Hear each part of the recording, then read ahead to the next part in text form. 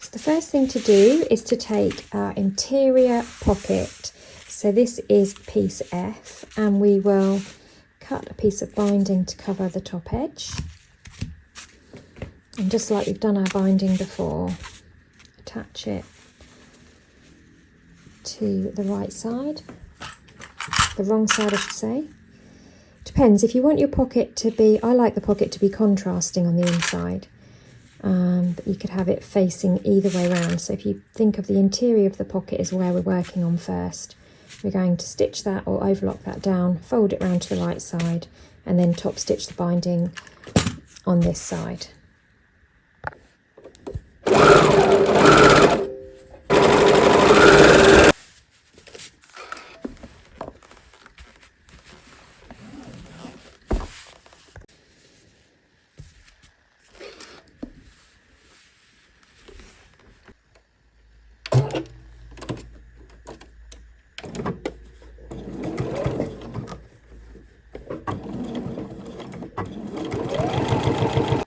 What I like to do now is just overlock around the edge of the pocket, because I find that that squishes it down, and then I'm going to press in each edge in order that I can then stitch my pocket to the inside of my bag. Okay, so press the edges of your pocket in, and you can sort of use that overlocked edge as a guide. You want to kind of press in each edge by 1 centimetre.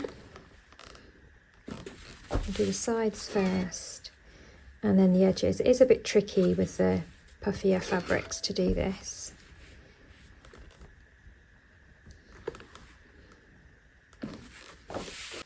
So we now want to place our pocket onto the interior of our bag.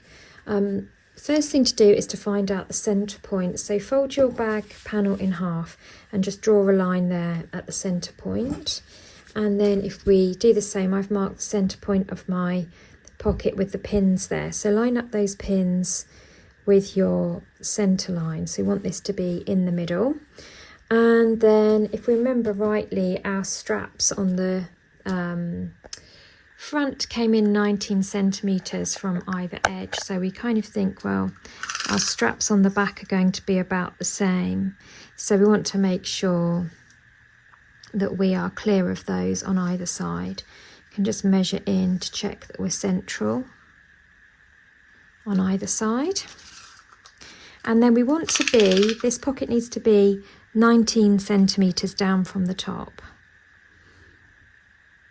There we go. Don't forget that this is going to fold over.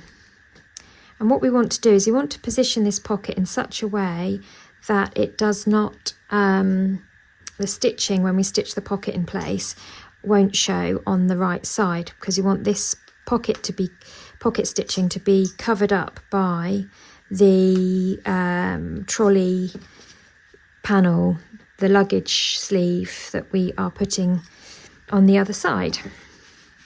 So because we're working without a lining, we have to always think about how the stitches we do on one side will show on the other side. Okay, so that's pinned in place, so over to the sewing machine to just sew that pocket down. Okay, so nice straight stitch.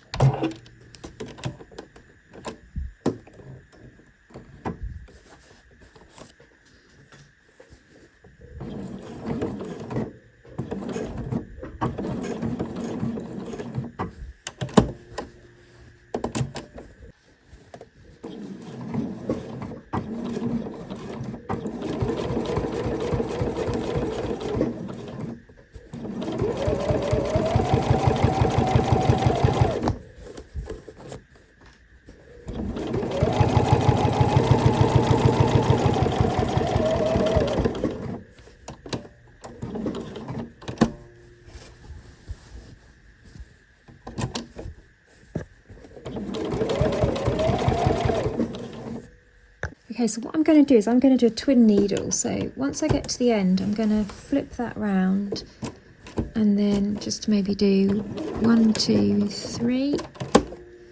And this will just encase that overlocked edge.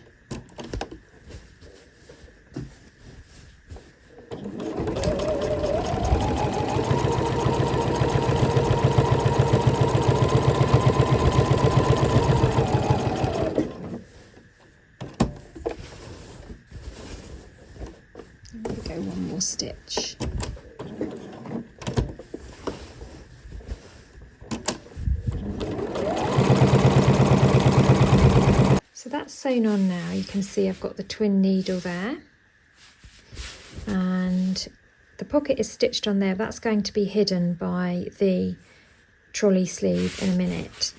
And one last thing is, if you wanted to, you could split this pocket in two. So that's one big pocket at the moment.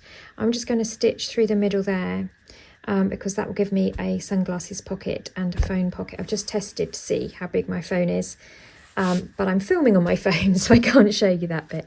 So I'm just going to stitch through the middle there. When I'm stitching through the middle of the pocket, I'll always start at the bottom and work my way up to the top, to the open edge of the pocket.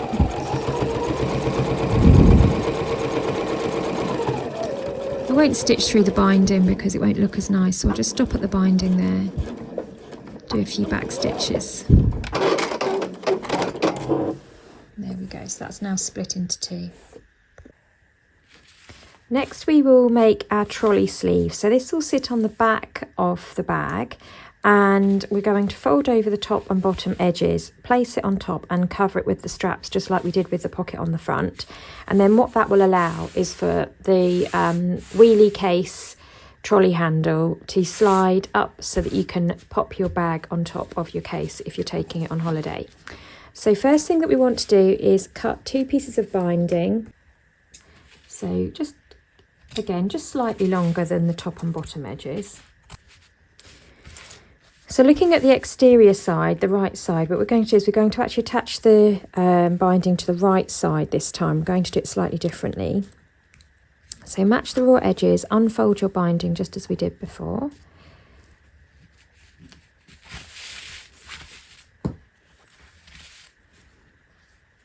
So this is on the 2 long sides.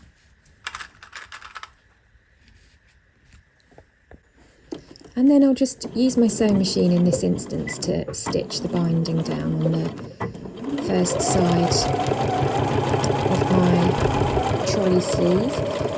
My needle is just sinking into that crease in the binding. Okay, so there we are. We've sewn that in the crease. So give it a press and then press the binding up and away from the seam that you've just sewn.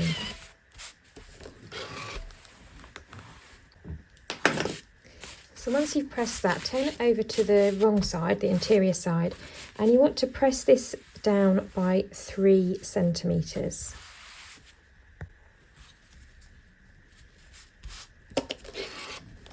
So 3 centimetres to the interior edge of the binding. So what you'll notice is I'm leaving the binding flat. I haven't folded the binding around the edge of the fabric. I'm just folding it flat. And so once you've done that, oops, it will look like this. And then we're going to stitch it down here. So it gives you a nice smooth edge and it looks neat from both sides. So on this side, you will just see the stitch line. And on this side, the interior side, you've got the bound edge. The other alternative would be to traditionally bind this. If you wanted to, you could just fold this over and stitch it. And then on the right side of your bag, you would have this contrasting bound edge, which also looks really, really nice. So it's just up to you which look you prefer. So if you wanted to, you could just bind the edge and leave it like that. I'm going to do it this way. That's my sort of preferred look. I suppose it depends what kind of colours you're using, what fabric you're using, which look you prefer. But I like on this particular seam to bring it all onto the inside. So 3 centimetres. And then we'll just come over to our sewing machine and we'll just stitch on the inside of the binding on both sides. So what I'll do is on my bobbin, I will have the beige colour thread, and on my needle, the side facing me, I'll put my red.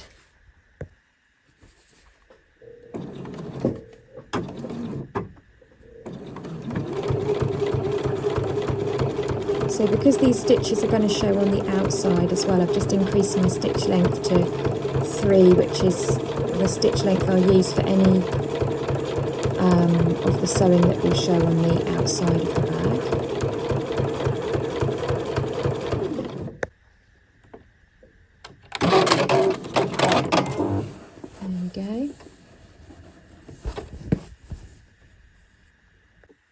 So you want to take your finished trolley sleeve panel, and then I've put a clip there to mark the halfway point, which is in line with this stitch line here. And I also want to find the halfway point of my bag panel as well. So you're using the one with the slip pocket that you've just made, and you want this obviously to be the right way up. So when you're lying your panel down, make sure that the top of the pocket is there. So this is my halfway point here, whoops. And so then I can line those up. And I want this trolley panel to sit, so you can see my stitch line coming through here from my pocket that I've just done. So this can cover that stitch line.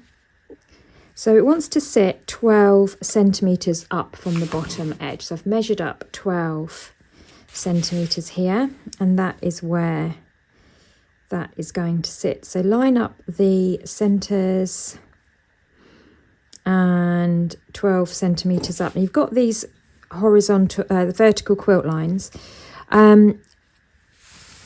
Ideally, from an aesthetic point of view, you want those to sort of line up.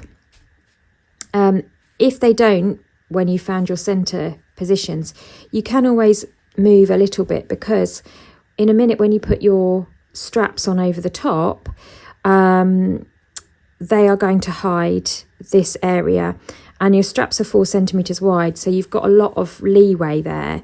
So even if this isn't perfectly centred, the straps will be, and as long as they're covering the raw edge, then that's fine. If you want to make it so that your quilt lines are lining up nicely. Okay, so 12 centimetres up from the bottom. Now I'm not going to stitch that down. I'm going to put the straps on, but I will just pin it in place just to hold it whilst I go and get my straps. The reason why we don't stitch that down separately and then go back and stitch on the straps is because, of course, every stitch that we do on one side shows on the other, because we're working with a double-faced fabric, not with lining. So normally when we're making bags and we're lining them, we don't worry. But with this one, we do need to think about every stitch line we make showing on the other side of the bag. So we can see there, that's my trolley sleeve, whoops, pinned in place. And the stitch lines from the pocket that I just sewed on the interior are all hidden underneath there. And in a minute, the stitch lines that I make putting my straps on will just sit to either side of that pocket. So let's attach the strap now. So I've got my strap, which is exactly the same length as the one that I've made on the front. We want the front and back to be the same.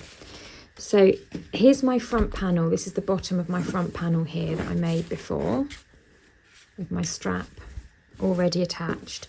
And we want to line that up with my back panel that I've just put my trolley sleeve on. Line it up at the bottom.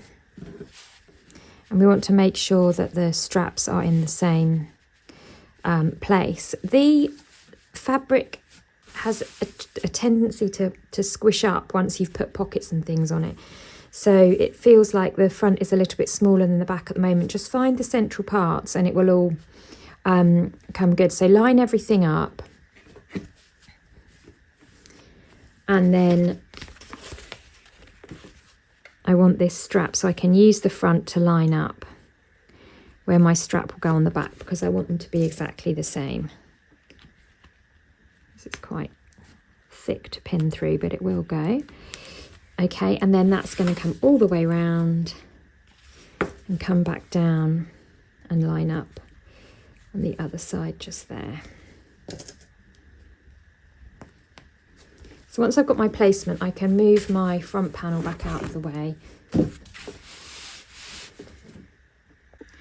And then I can pin my strap down onto the back panel, making sure that I'm covering the trolley sleeve at the same time, making sure that it's nice and straight all the way along. So that strap is now pinned down and it's holding that trolley sleeve in place at the same time. You want to measure in, make sure that everything is central, make sure that these are nice and straight, and then we can measure up 33 centimetres just like we did on the front and make a chalk mark on that strap there. So what we're going to do now is start at the bottom, sew all the way along, over and back down again on both sides, and then same thing, bar tack across the top to strengthen that. Before you, just one last check that you have got your pocket the right way round. And when you're sewing on those straps, you should find that you're coming to the side of your pocket that's on the inside there.